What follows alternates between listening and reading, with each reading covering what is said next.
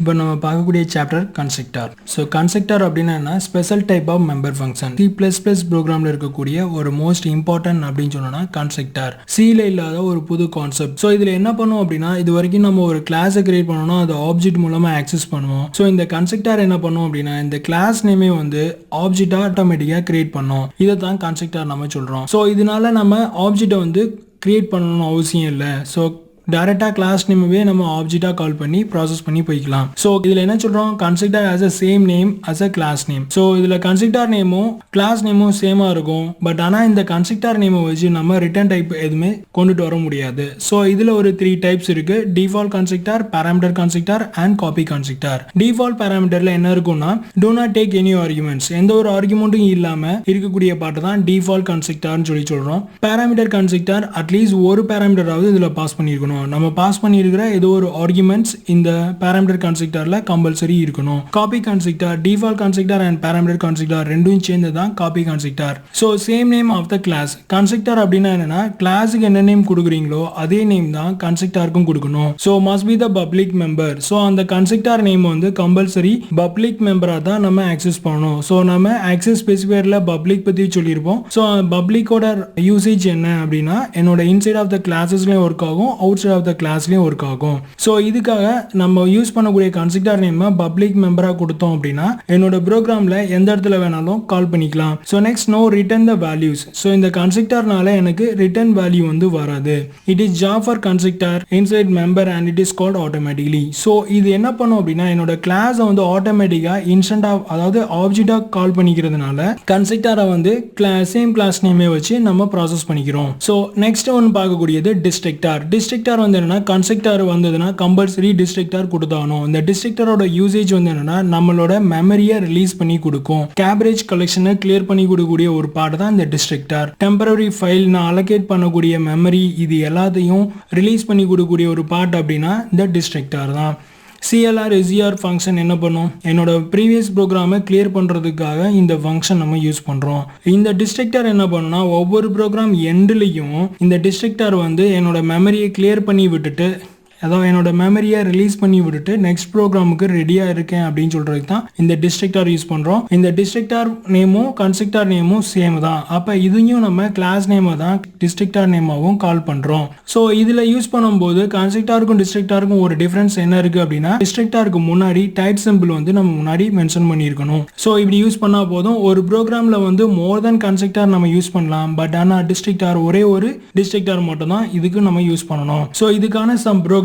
So constructor member function have the same name, it is a class. So constructor ஓட இருக்கக்கூடிய function நேமும் என்னோட class நேமும் சேமா இருக்கணும். automatically called when object to created. So இதுல constructor மூலமா என்ன ஆகும்னா, என்னோட object automatically create ஆயிரும். So next இதுல இருக்கக்கூடிய type default constructor, parameter constructor and copy constructor. So default constructorனா இந்த மாதிரி தான் இருக்கும், circle and circle function. So circle, இந்த circleன்ற ஒரு functionல parameter எதுவுமே கால் பண்ணல. So இதுதான் என்ன சொல்றோம்னா default கன்ஸ்ட்ரக்டர் அப்படின்னு சொல்றோம். சோ நெக்ஸ்ட் இது வந்து செகண்ட் டைப். இந்த டைப் 2ல என்ன கொடுத்திருக்கோம்னா, சர்க்கிள்ல டபுள் ஸ்பேஸ் விட்டு ஆர்னு சொல்லி கொடுத்திருக்கோம். சோ இதுல ஒரு ஆர்குமெண்ட் வந்து நம்ம பாஸ் பண்ணியிருக்கோம். இத பேராமீட்டர் கன்ஸ்ட்ரக்டர் அப்படின்னு சொல்லி சொல்றோம். சோ தேர்ட் டைப் வந்து காப்பி கன்ஸ்ட்ரக்டர். இந்த காப்பி கன்ஸ்ட்ரக்டர்ல ஒரு பேராமீட்டர் பாஸ் பண்ணியிருக்கேன், same time at simple use பண்ணி டி கொடுத்திருக்கேன். சோ இதுல என்ன பண்றோம்னா, டிஃபால்ட் கன்ஸ்ட்ரக்டரும் வரணும், சேம் டைம் எனக்கு பேராமீட்டர் கன்ஸ்ட்ரக்டரும் வரணும். இதுக்காக இந்த ப்ராசஸ் நான் ப்ராசஸ் பண்ணியிருக்கேன். சோ இதுக்கு அடுத்து destructor. Destructor is a member function, same name that is class protected. So இது வந்து கிளாஸோட நேம் என்ன கொடுத்துருமோ அதே தான் இங்கேயும் கொடுக்க போறோம். சோ அது எப்படி இருக்கணும்னா, என்னோட ஃபங்க்ஷன் நேம்க்கு முன்னாடி டைப் சிம்பிள் வந்து நம்ம ஃபாலோ பண்ணியிருக்கணும். சோ இதுக்கான ஒரு ப்ரோக்ராம் பாருங்க. சர்க்கிள் அப்படின்ற ஒரு கிளாஸ் நான் வச்சிருக்கேன். ஸோ இந்த சர்க்கிள்குள்ள என்னோட மெத்தட் அப்படின்னா பப்ளிக் சர்க்கிள், இது வந்து டிஃபால்ட் கன்ஸ்ட்ரக்டரா நான் கொடுத்திருக்கேன். இதுக்கப்புறம் சர்க்கிள் 2, இது வந்து செகண்ட் மெத்தட். இதுல டபுள் ஆர், இது வந்து பேராமீட்டர் கன்ஸ்ட்ரக்டர். உள்ள பேராமீட்டர்ல ஒரு வேல்யூ பாஸ் பண்ணியிருக்கேன். So that is parameter constructor. So இங்கேயும் நான் என்ன கொடுத்துருக்கேன்னா, கிளாஸோட நேமும் என்னோட கன்ஸ்ட்ரக்டர் நேமும் சேமாக தான் இருக்கணும்.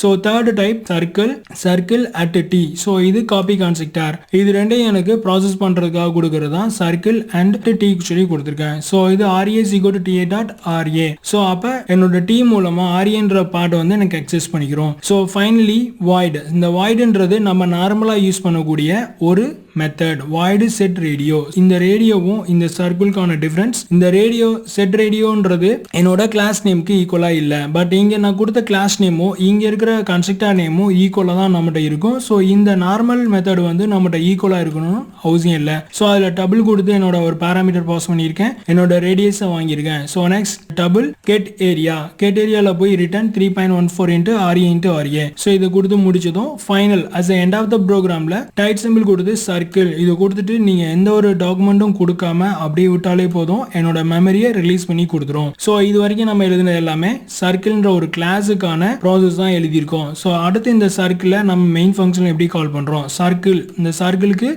ஒரு ஆப்ஜெக்ட் கிரியேட் பண்ணுறோம். Circle C1, circle C2, circle C3 அப்படின்னு 3 ஆப்ஜெக்ட் வந்து நம்ம கிரியேட் பண்ணி வச்சிருக்கோம். ஸோ சர்க்கிள் C1 அப்படின்னா என்னன்னா ஃபர்ஸ்ட் வந்து டிஃபால்ட் கன்ஸ்ட்ரக்டருக்கு எந்த ஒரு ஆர்குமெண்ட்டும் கொடுக்க தேவையில்லை. ஸோ அதனால C1 கொடுத்தாலே போதும். C2ல வந்து ஒரு ஆர்குமெண்ட் நம்ம கொடுத்தோணும் 2.5 அப்படின்ற ஒரு வேல்யூஸை கொடுக்குறேன். ஸோ இதுதான் parameter constructor. Third one circle C3ல வந்து C2 நான் கால் பண்ணியிருக்கேன். அப்போ பேராமீட்டர் கன்ஸ்ட்ரக்டரை வந்து தேர்ட் ஒன்ல கொடுக்குறேன். ஸோ இதை தான் காப்பி கன்ஸ்ட்ரக்டர் அப்படின்னு சொல்லி சொல்கிறோம். இதோட output C1 dot get area, C2 dot get area, C3 dot get area. So அப்போ C1 டாட் கெட் ஏரியான்னு கொடுத்தோன்னா ஃபர்ஸ்ட் ஆப்ஜெக்ட் என்னவோ அது எனக்கு ப்ராசஸ் ஆகும். Second C2 dot get area, so இதோட ஏரியாவை கண்டுபிடிச்சி என்னோட ரிசல்ட்டை கொடுக்கும். ஃபைனல் C2வை வந்து C3க்கும் எனக்கு ஆன்சர் கொடுக்கும். இதுதான் வந்து காப்பி கன்ஸ்ட்ரக்டருக்கும் டிஃபால்ட் கன்ஸ்ட்ரக்டருக்கும் உள்ள டிஃப்ரென்ஸ். இப்போ நம்ம பார்க்க போகிறது கன்ஸ்ட்ரக்டர். கன்ஸ்ட்ரக்டர் அப்படின்னா என்ன, கன்ஸ்ட்ரக்டரை வச்சு நம்ம ரிட்டர்ன் ஸ்டேட்மெண்ட் எதுவும் பண்ண முடியாது. ஸோ இது வந்து ஜஸ்ட்டு என்னோட மெம்பரை மட்டும் கால் பண்ணுறதுக்காக யூஸ் பண்ணுறோம். ஸோ கன்ஸ்ட்ரக்டரில் என்ன பண்ணும், என்னோட கிளாஸ் நேமே வந்து என்னோட கன்ஸ்ட்ரக்டராக ஆட் பண்ணும், அதாவது ஆப்ஜெக்டை ஆட் பண்ணி என்னோட ப்ராசஸை எடுத்துகிட்டு வரும். ஸோ இதை தான் கன்ஸ்ட்ரக்டர்னு சொல்லி சொல்லுவோம். ஸோ இதில் நான் என்ன பண்ணியிருக்கேன், ஹெடர் ஃபைல் கொடுத்துருக்கேன் as include iostream.h, as include conio.h. அதுக்கப்புறம் கிளாஸ் வந்து ஆர்டர் அப்படின்ற ஒரு கிளாஸ் நேம் கொடுத்துருக்கேன். இதுக்கடுத்து என்னோட ஆக்சஸ் ஸ்பெசிஃபையர் பப்ளிக் கொடுத்துட்டு ஸோ ஆர்டர்ன்ற ஒரு மெத்தட் எழுதுறேன். ஸோ இப்போ இந்த மெத்தட் நேமும் என்னோட கிளாஸ் நேமும் சேமாக இருக்கும். இதை தான் நம்ம என்ன சொல்கிறோம்னா கன்ஸ்ட்ரக்டர்னு சொல்கிறோம். மெத்தட் நேம்குள்ளே நான் ஒரு பேராமீட்டர் பாஸ் பண்ணியிருக்கேன். ஸோ இதை நம்ம என்ன சொன்னோம்னா பேராமீட்டர் கன்ஸ்ட்ரக்டர். ஸோ நம்ம யூஸ் பண்ணுறது default constructor, parameter constructor and copy constructor, 3 constructor நம்ம ஃபாலோ பண்ணுறோம். இதில் நம்ம யூஸ் பண்ணுறது வந்து பேராமீட்டர் கன்ஸ்ட்ரக்டர் வந்து இதில் நம்ம ஃபாலோ பண்ணுறோம். ஸோ இதில் டோட்டல் = I அப்படின்ற ஒரு ரிட்டர்ன் ஸ்டேட்மெண்ட் நீங்கள் கொடுக்க போகிறோம். அடுத்து void add number, void add numberன்றது என்னோட நார்மல் மெத்தட். ஸோ இதில் ஒரு பேராமீட்டர் பாஸ் பண்ணியிருக்கோம். இதுக்கு அடுத்து total plus equal number. So இங்கே நான் வந்து அசைன்மெண்ட் ஆப்ரேட்டர் ப்ளஸ் ஈக்குவல் அப்படின்ற ஒரு அசைன்மெண்ட் ஆப்ரேட்டர் யூஸ் பண்ணியிருக்கேன். அதுக்கடுத்து இன்டிகேட் டோட்டல் அப்படின்ற இன்னொரு மெத்தடை நான் ஃபாலோ பண்ணியிருக்கேன். ஸோ இந்த இன்னொரு மெத்தட் என்ன இருக்குன்னா ரிட்டர்ன் டோட்டல், என்னோட டோட்டலை வந்து இங்கே தான் நான் ரிட்டர்ன் பண்ணணும். இதுக்கப்புறம் ப்ரைவேட் இன்ட் டோட்டல் அப்படின்ற ஒரு டோட்டலை வந்து ப்ரைவேட்டாக டிக்ளேர் பண்ணியிருக்கோம். ஸோ இந்த இதில் என்ன பண்ணியிருக்கோம் அப்படின்னா என்கேப்சுலேஷனும் இருக்குது, சேம் டைம் கன்ஸ்ட்ரக்டரும் இங்கே ஃபாலோ பண்ணுறேன். ஸோ ப்ரைவேட் பப்ளிக் இந்த ப்ராசஸ் என்கேப்சுலேஷன்ல தான் நம்ம கொண்டுட்டு வருவோம். சேம் டைம் நம்ம கன்ஸ்ட்ரக்டர் யூஸ் பண்றதுனால என்னோட மெத்தட் நேம் கன்ஸ்ட்ரக்டராகவும் என்னோட மெம்பர் அண்ட் மெத்தடை வந்து என்கேப்சுலேஷனாகவும் நான் இதுல கொடுத்துருக்கேன். ஸோ அப்போ ஒரே ப்ரோக்ராம்ஸ்ல மோர் தென் ஆப்ஷன்ஸ் வந்து நம்ம யூஸ் பண்ணி பண்றோம். இதுக்கு அடுத்து என்னோட மெயின் மெத்தட் வருது. மெயின் மெத்தட்ல என்ன ஆர்டர்ன்ற ஒரு கிளாஸ் நேம் இங்க என்ன பண்ணுது, நம்ம எப்பயுமே ஒரு மெத்தடை தான் நான் கால் பண்ணி எடுத்துட்டு வருவோம். இங்க என்ன பண்ணிருக்கோம் அப்படின்னா என்னோட கிளாஸே வந்து ஒரு ஆப்ஜெக்டா எடுத்திருக்கோம். ஸோ இது வரைக்கும் நம்ம பண்ண எல்லா ப்ரோக்ராம்லையும் மெத்தடை தான் கால் பண்ணி கிளாஸை வச்சு நம்ம ஆக்சஸ் பண்ணி கொண்டுட்டு வருவோம். இப்போ என்னோட மெத்தட் வந்து என்ன இருக்கு, ஆர்டர்ன்றது என்னோட மெத்தட். இந்த ஆர்டர் வந்து என்ன கன்ஸ்ட்ரக்டர் நேம். ஸோ கன்ஸ்ட்ரக்டர் நேமா இருக்கிறதுனால என்னோட கிளாஸ் நேமும் ஆர்டர் மெத்தட் நேமும் சேமா இருக்கும். ஸோ அப்போ என்னோட கிளாஸ் நேமே வந்து டைரக்டா என்னோட ஆப்ஜெக்டா ஆக்சஸ் ஆகி என்னோட ப்ராசஸ் எக்ஸிக்யூட் பண்ணுது. ஸோ இப்போ ஆர்டருக்கு ஒரு ஆப்ஜெக்ட் கிரியேட் பண்ணிட்டேன். a.add number கொடுத்துட்டு 3 வேல்யூஸ் நான் பாஸ் பண்ணி என்னோட டோட்டல் கொடுத்துருக்கேன். a.getTotal அப்படின்னு கொடுத்து என்னோட ப்ராசஸ் கொடுக்குறேன். ஸோ இதுதான் கன்ஸ்ட்ரக்டர்னு சொல்லி சொல்றோம். ஸோ மெயின் கன்ஸ்ட்ரக்டர் வந்து என்ன பண்ணணும்னா ரிட்டர்ன் ஸ்டேட்மெண்ட் பண்ணாது.